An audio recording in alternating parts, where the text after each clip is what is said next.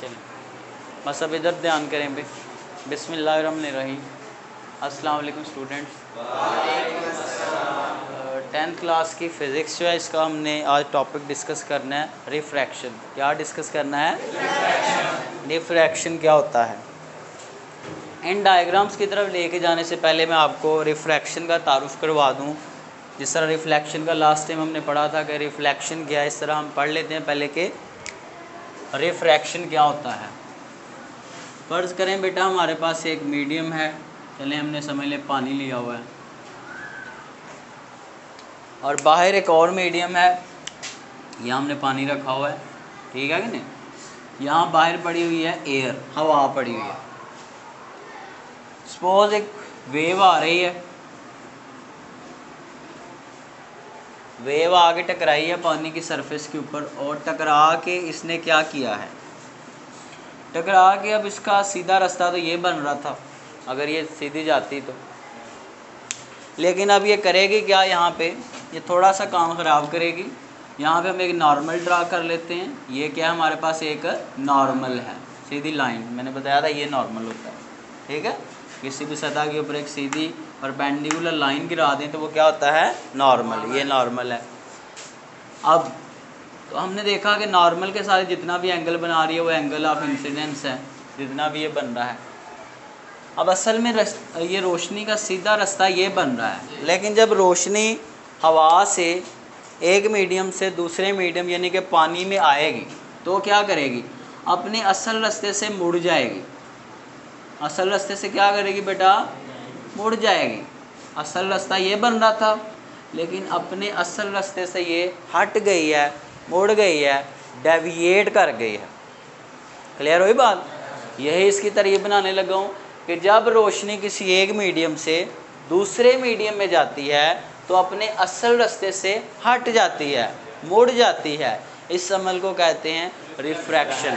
Refraction क्या कहते हैं, मैं आपको मिसाल देता हूँ। आप एक जग में पानी या ग्लास में रखें, उसमें एक पेंसिल रखें तो आपको टेढ़ी नज़र आएगी, है कि नहीं। वहाँ पे यही काम हो रहा है रिफ्रैक्शन का। जब रोशनी हवा से उस पानी में जा रही है तो अपना पाथ चेंज कर रही है, तो रोशनी का रास्ता चेंज करने की वजह से में वो पेंसिल क्या नज़र आ रही है, टेढ़ी नज़र आ रही है। तो यहाँ सिंपल पहली बात ये आपने माइंड में बिठानी है कि जब रोशनी एक मीडियम से किसी दूसरे मीडियम में जाती है तो अपने असल रास्ते से हट जाती है, मुड़ जाती है, या ये कह लें कि रोशनी अपनी सिमत तब्दील कर लेती है। सिमत तो ये बन रही थी ना सीधी इसकी, ये ब्लैक वाली, लेकिन अपनी सिमत रोशनी ने क्या कर लिया, तब्दील कर ली। तो इस केस में क्या होगा, कल ये हुआ था कि एंगल ऑफ इंसिडेंस बराबर था किसके, एंगल ऑफ रिफ्लेक्शन के।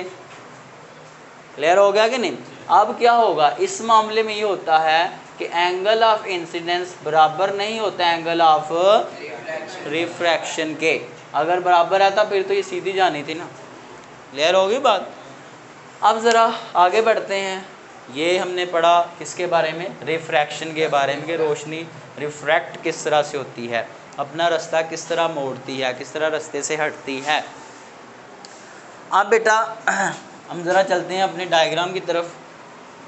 फ़र्ज़ करें हमारे पास एक रिपल टैंक है। रिपल टैंक के अंदर हमने एक मशीन सी लगाई हुई है जिसको हम क्या कहते हैं, वाइब्रेटर। क्या कहते हैं, वाइब्रेटर। मैं वाइब्रेटर की ये शक्ल यहाँ से इसको शो कर रहा हूँ। वाइब्रेटर कर रहा है वेव्स पैदा। क्या कर रहा है, ये ब्लैक लाइंस हैं वेव्स। हमने क्या किया, हमने इस तरह से किया कि हमने ये जो रिपल टैंक था उसमें हमने एक रख दिया है लकड़ी का ब्लॉक। ये ब्लैक नज़र आ रहा है आपको, लकड़ी का ब्लॉक रख दिया। बेटा जहाँ पे आप लकड़ी का ब्लॉक रखेंगे वहाँ पे आपको ऐसा फील होगा कि जब उस हिस्से से ये जो वेव्स पानी की जा रही हैं, जब उस हिस्से से गुजरेंगी, एक तो अपना रास्ता मोड़ लेंगी। जब बेटा पानी अगर कहीं से गुजरे तो इस तरह वो अपना पाथ चेंज कर लेता है। अगर रास्ते में कोई शय आ जाए पानी में पड़ी हुई हो तो उसके ऊपर से गुजर के जब वो जाता है तो अपना रास्ता क्या कर लेता है, चेंज कर लेता है, मोड़ लेता है। वहाँ पे रोशनी थी, यहाँ पे पानी की वेव्स हैं। वहाँ रोशनी वाली वेव्स थी, यहाँ पानी वाली वेव्स हैं। तो होगा क्या कि फ़र्ज़ करें अगर हम एक रिपल टैंक लें, उसमें वाइब्रेटर को ऑन करें, उस वाइब्रेटर से वेव्स पैदा होनी शुरू हो गई हैं। और कौन सी वेव्स हैं, स्ट्रेट वेव फ्रंट्स वाली। सीधे, ये स्ट्रेट ही है ना सारे, है कि नहीं। और फिर उस रिपल टैंक में हमने एक लकड़ी का ब्लॉक जो है वो पानी के अंदर रख दिया। अब पानी के ऊपर नहीं रखा, पानी के अंदर रख दिया। अब देखें बेटा होगा क्या, अब गौर से देखें आप।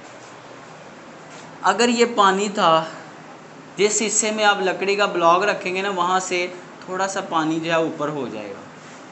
क्या आ जाए, थोड़ा सा पानी ये इतने हिस्से पे जहाँ पे आपने लकड़ी का वो ब्लॉक रखा हुआ है। ये जो हिस्सा है, अगर आप इस हिस्से को देखें तो यहाँ पे जो पानी की गहराई है वो क्या है, ज़्यादा। ये ऊपर है ना पानी से, तो यहाँ गहराई क्या होगी, ये इस हिस्से में गहराई क्या होगी, कम। जहाँ पे आपने लकड़ी का वो ब्लॉक रखा हुआ पानी के जिस हिस्से में, वहाँ पे पानी की गहराई क्या होगी, कम। और बाकी जहाँ पे कुछ भी नहीं, खाली पानी था, वहाँ गहराई क्या होगी, ज़्यादा, क्योंकि वहाँ पानी नीचे होगा। और आप घर में जाके देखें, पानी में कोई शहर रखें, जिस जगह पे आप पानी रखते हैं वहाँ से पानी थोड़ा ऊपर हो जाता है, होता है ऐसे कि नहीं, क्लियर हो गया। तो यहाँ पे भी ऐसे ही होगा। रिपल टैंक में जब हम ये लकड़ी का ब्लॉक रखेंगे ये वाला, तो क्या होगा, उस हिस्से से पानी की गहराई थोड़ी क्या हो जाएगी, कम हो जाएगी, और बाकी हिस्सों पे पानी की गहराई क्या रहेगी, ज़्यादा रहेगी। अब होगा क्या, जब वेव्स आएंगी, वाटर वेव्स इस हिस्से से गुजरेंगी, एक तो अपना रास्ता चेंज करेंगी, कर रही हैं कि नहीं, चेंज करके फिर आगे जाएंगे, फिर रास्ता चेंज करेंगे। तो ये वाटर वेव्स, ये वेव्स जो अपना पाथ चेंज कर रही हैं, फिर यहाँ पे कौन सा अमल हो रहा है, रिफ्रैक्शन का। अभी तो मैंने बताया था कि जब वेव्स एक जगह से दूसरी जगह जाएं, एक मीडियम से दूसरे मीडियम में जाएं और अपना रास्ता चेंज कर लें, तो फिर उस अमल को हम क्या कहते हैं, रिफ्रैक्शन कहते हैं। क्या कहते हैं, रिफ्रैक्शन। अब बेटा देखें दूसरी बात क्या, मैं ज़रा बताने लगा हूँ। अब मैं और इस डायग्राम को भी इंक्लूड करने लगा हूँ। ये वो हिस्सा है जहाँ पे आपने रिपल टैंक के अंदर कोई चीज़ रखी हुई है, यानी कि वो लकड़ी का ब्लॉक सा रखा हुआ है। जब उस हिस्से से पानी की वेव्स गुजरेंगी, तो पानी की वेव्स की जो वेव लेंथ है, क्या चीज़ है, वेव लेंथ, वो बेटा क्या हो जाएगी, कम हो जाएगी। ये बातें कुछ जो बता रहा हूँ MCQs के लिए, वैसे भी जब आप लिखेंगे ये बातें वहाँ मेंशन करें। तो उस हिस्से पे पानी की वेव्स की वेवलेंथ क्या हो जाएगी, कम हो जाएगी। और जब उस हिस्से से वेव्स गुजरेंगी तो वहाँ पे उनकी स्पीड भी क्या हो जाएगी, कम हो जाएगी। लेकिन एक बात याद रखनी है, जो फ्रिक्वेंसी है वो सेम रहेगी, वो तब्दील नहीं होगी। और ये वो हिस्सा है जहाँ पे गहराई क्या है, ज़्यादा है। ये हिस्सा गहराई यहाँ ज़्यादा है ना, तो अब मैं इस हिस्से की बात कर रहा हूँ। ये ऊपर वाला जो था वो ये वाला था, क्लियर हो गया जी। तो अब जब ज़्यादा गहराई वाले हिस्से से पानी की वेव्स गुजरेंगी तो वहाँ पे वेवलेंथ क्या हो जाएगी बेटा, ज़्यादा। देख रहे हैं वेव्स का ज़्यादा फासला बन गया है कि नहीं, यानी कि नीचे वाले हिस्से पे वेव ऐसे बन रही है और ऊपर वाले हिस्से पे आप समझ लें कि वेव ऐसे बन रही है। यहाँ वेवलेंथ कम है और यहाँ वेवलेंथ क्या है, ज़्यादा है। तो ज़्यादा गहराई वाले हिस्से पे बेटा आपकी वेवलेंथ क्या हो जाएगी, ज़्यादा, और उससे पे वेव्स की स्पीड भी क्या होगी, ज़्यादा। वेव ज़्यादा तेज़ी से वहाँ से गुजरेंगी। और उसके बाद तो फ्रिक्वेंसी यहाँ पे भी वही रहेगी, फ्रिक्वेंसी में कोई चेंज नहीं आएगी। कुछ एक तो MCQs भी हैं। अब एक ये केस, अब इसी डायग्राम को जब इस तरह बनाया जाता है, अब इसमें देखें कि स्ट्रेट वेव फ्रंट्स आ रहे हैं। ये वो हिस्सा है जहाँ पे गहराई क्या है बेटा जी, कम है। जब इस हिस्से से आगे वेव्स गुजर रही हैं तो अपना रास्ता क्या कर रही हैं, चेंज कर रही हैं, तब्दील कर रही हैं। तो रास्ता चेंज हो रहा है, इसका मतलब यहाँ पे कौन सा अमल हो रहा है, रिफ्रैक्शन का अमल हो रहा है। कौन सा अमल हो रहा है, तो इसकी तारीफ मैं बता देता हूँ कि जब when waves enters from one medium to another medium, it changes their path, अपना रास्ता तब्दील कर लेती हैं। दिस इज कॉल्ड, ये क्या कहलाता है, रिफ्रैक्शन। समझ आ गई बेटा। बाकी आपने जब ये लॉन्ग क्वेश्चन करना है तो जो बातें जो मैंने बताई हैं डायग्राम्स में, डायग्राम्स बनाएं, वो बातें लिखें, लॉन्ग क्वेश्चन कंप्लीट, ठीक है कि नहीं। अब इसके बाद आगे बढ़ते हैं। आज का तीसरा और आखिरी इसका इस चैप्टर का टॉपिक, यही थोड़े से बच्चों को मुश्किल लगते हैं। अब कोशिश करें बेटा इसको घर जा के पढ़ें ठीक है। और इंशाल्लाह ये भी नहीं, पहले नहीं था। ये पेपर में कम ही लॉन्ग आता है, लेकिन बेटा जिन्होंने 60 नंबर लेने हैं वो कोशिश करें, फिर वो सारा करें। जब आपको समझ आ गई तो फिर तो मुश्किल नहीं मेरा ख्याल इसमें कुछ। ठीक है। अब बेटा तीसरा हमारे पास है डायफ्रैक्शन। बस डायफ्रैक्शन, इसको उर्दू में डिफ्रैक्शन पढ़ते हैं। हाँ जी, बस जी, बस डायफ्रैक्शन को देखेंगे। फ़र्ज़ करें हमारे पास एक रिपल टैंक है, उसमें हमने वाइब्रेटर की मदद से वेव्स पैदा कर दी हैं, और वो वेव्स कौन सी हैं? स्ट्रेट वेव फ्रंट्स वाली हैं, स्ट्रेट लाइन वाली। ठीक, ये वेव फ्रंट्स हमारे पास वेव्स आ रही हैं, और हमने क्या किया? फ़र्ज़ करें अगर इन वेव्स के रास्ते में हम दो ऑब्स्टेकल्स रखते हैं। ये पीछे वाले इधर ध्यान करें। ऑब्स्टेकल्स का मतलब क्या होता है? रुकावटें रख दें।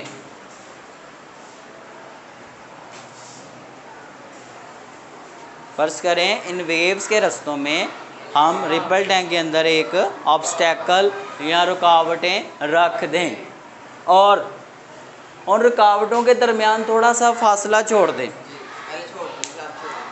ठीक है। ये जो फासला है डी, इसको बेटा कहते हैं उर्दू में, पता नहीं इसको क्या कहते हैं, इसको उर्दू में कहेंगे स्लिट। ये जो दोनों बेटा आपके पास ये ब्लॉक से लगाए, इनको स्लिट्स कहते हैं, स्लिट्स। ठीक है कि नहीं? असल में इंग्लिश का वर्ड है, और उर्दू में उसने स्लिट ही लिख दिया। अब ये है उर्दू मीडियम। देखें जी, अब इन स्लिट के दरमियान जो फासला है स्लिट्स के दरमियान, उसको किससे ज़ाहिर करेंगे? डी के साथ। और इसको बेटा पढ़ते हैं इंग्लिश में स्लिट स्पेसिंग, उर्दू में कहेंगे स्लिट्स के दरमियान फासला। इन स्लिट्स के दरमियान जो फासला है, मैं यहाँ पे एक शर्त लागू करने लगा हूँ। वो फासला जो पीछे से वेव्स आ रही हैं उनकी वेव लेंथ के बराबर होना चाहिए। किसके बराबर होना चाहिए? सपोज ये जो पीछे से वेव आ रही है उसकी वेव लेंथ बन रही है इतनी, ये लैम्डा। ये जो लैम्डा है ये असल में इस डी के बराबर होना चाहिए जो पीछे से वेव्स आ रही हैं। तो बेटा अगर हम ये बातें वहाँ पे आप लिखेंगे, हसन शरारतें इधर, वैसे ये टॉपिक बेटा याद नहीं होते। ठीक है, गौर से सुन लें, इधर याद हो जाएगा। हमने वाइब्रेटर से वेव्स प्रोड्यूस की रिपल टैंक के अंदर। उन वेव्स के रास्ते में हमने दो रुकावटें रख दी, स्लिट्स रख दी। उनके दरमियान जो फासला है वो डी है, और वो फासला उसको स्लिट स्पेसिंग कहते हैं। और वो पीछे से जो आने वाली वेव्स हैं उनकी वेवलेंथ के क्या है? बराबर है। अगर बराबर होगा तो फिर यहाँ पे डायफ्रैक्शन का अमल होगा, अदरवाइज़ नहीं होगा। अब जब वेव्स यहाँ से गुजरेंगी, पुराना ख्याल ये था पुराने साइंसदानों का कि वेव्स को तो सिर्फ इस खाली जगह से गुजरना चाहिए, बाकी हिस्सों से वेव्स को गुजरना। लेकिन वेव्स क्या कर रही हैं? अपने आप को किस तरह आगे गुजार रही हैं? जब वो यहाँ से गुजरती हैं तो कुछ इस तरह से हो जाती हैं, बेंड हो जाती हैं, झुक जाती हैं, और झुक के गुजर जाती हैं आगे से। समझ आ रही कि नहीं? अब मैं इसकी तारीफ़ करने लगा हूँ। जब वेव्स स्लिट्स के दरमियान फासले से या रुकावटों से टकरा के गुजरती हैं तो अपने आप को मोड़ लेती हैं, झुका लेती हैं। इस अमल को कहते हैं डायफ्रैक्शन। मैं इसकी मिसाल भी आपको अपनी डेली हमारे अराउंड जो चीज़ें हो रही हैं वहाँ से देखते हैं। इंग्लिश में कहेंगे the bending of waves around the obstacles और कॉर्नर्स, के वेव्स का मुड़ जाना, बेंड हो जाना, कहाँ पे जाके? ऑब्स्टेकल्स के पास से जाके या किनारों से। ये किनारे भी तो हैं ना, किनारों के पास जाके किनारों से टकरा के वेव्स का मुड़ जाना, इस तरह से बेंड हो जाना, यह अमल क्या कहलाता है? डायफ्रैक्शन कहलाता है। आपकी बुक में ये भी इस तरह से भी उसने बनाई हुई है, आप वो वाली शक्ल भी बना सकते हैं, ये ऐसे भी हो सकता है। ठीक है कि नहीं? तो आप इस तरह वेव्स को ड्रा कर लें या इस तरह गोल कर लें, एक ही बात है। असल में वेव्स अपने आप को क्या कर रही हैं, बेंड कर रही हैं। क्या कर रही हैं, बेंड कर रही हैं, झुका रही हैं। अब बेटा उसके बाद ज़रा इसको लिखते हैं। सो द बेंडिंग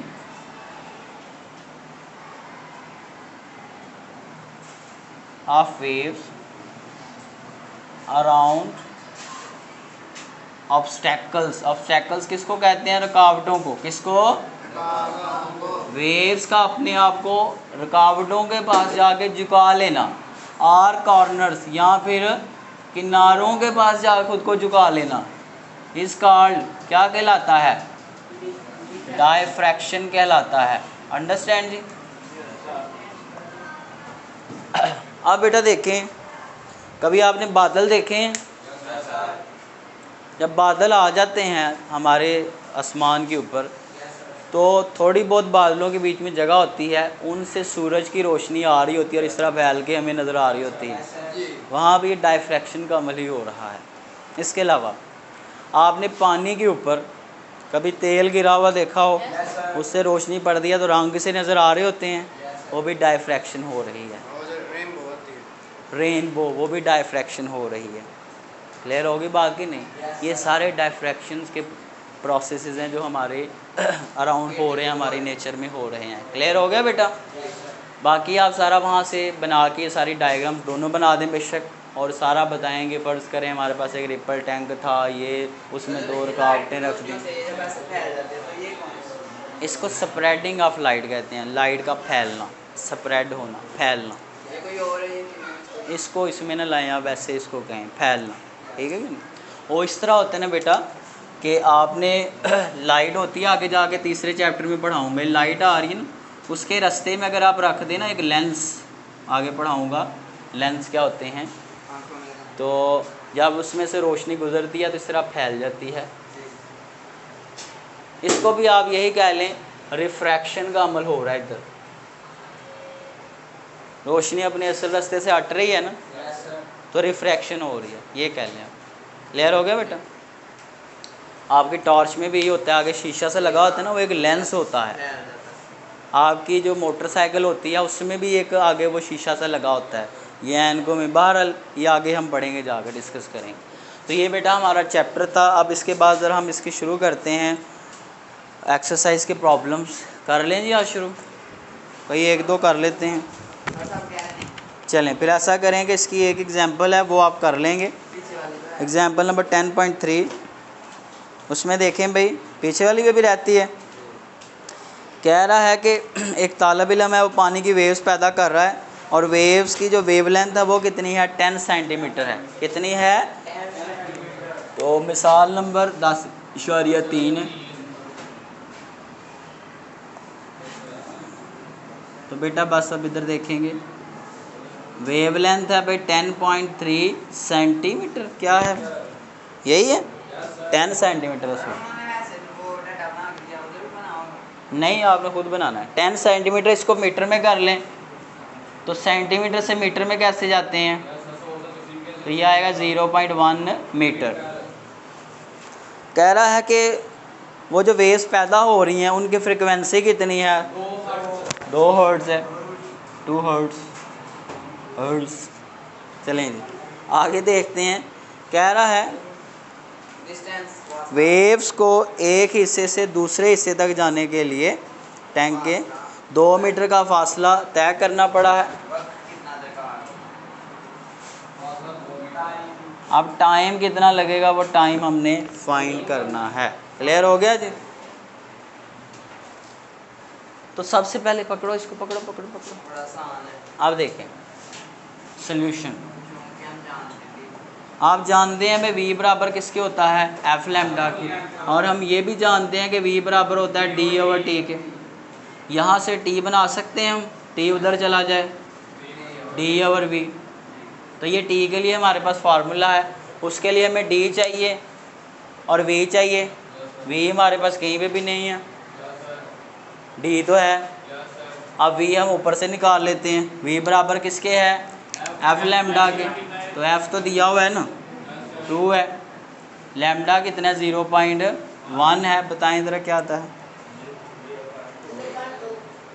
0.2, तो स्पीड आ गया 0.2 मीटर पर सेकंड। इधर पुट करें ज़रा, तो t इज इक्वल डी कितना था इधर 2 था ओवर 0.2, बताओ भाई क्या आता है। 10 सेकंड्स लगेंगे वेव्स को रिपल टैंक के एक सिरे से दूसरे सिरे तक जाने के लिए। समझ आ गई बेटा बात की।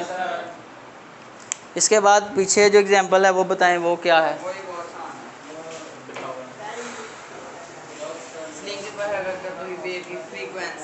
जी जी ठीक है, बस तो 10.2 है जी एग्जांपल। कह रहा है फ्रीक्वेंसी कितनी है बेटा 4 हर्ट्ज़ है और 0.4 मीटर है। स्पीड फाइंड करें, इससे आसान तो होगा नहीं। एफ लैम्डा, एफ कितना 4 है, लैम्डा कितना 0.4 है, क्या आएगा मीटर पर सेकंड। ये है भाई आपकी सेकंड एग्जांपल, ठीक है। आज के लिए ये आपका काम है कि आपने रिफ्रैक्शन, डायफ्रैक्शन और ये 2 एग्जांपल्स कल आपने करके आने हैं, ठीक है बेटा। अपना ख्याल रखें जी, खुश रहें, अल्लाह हाफ़िज़।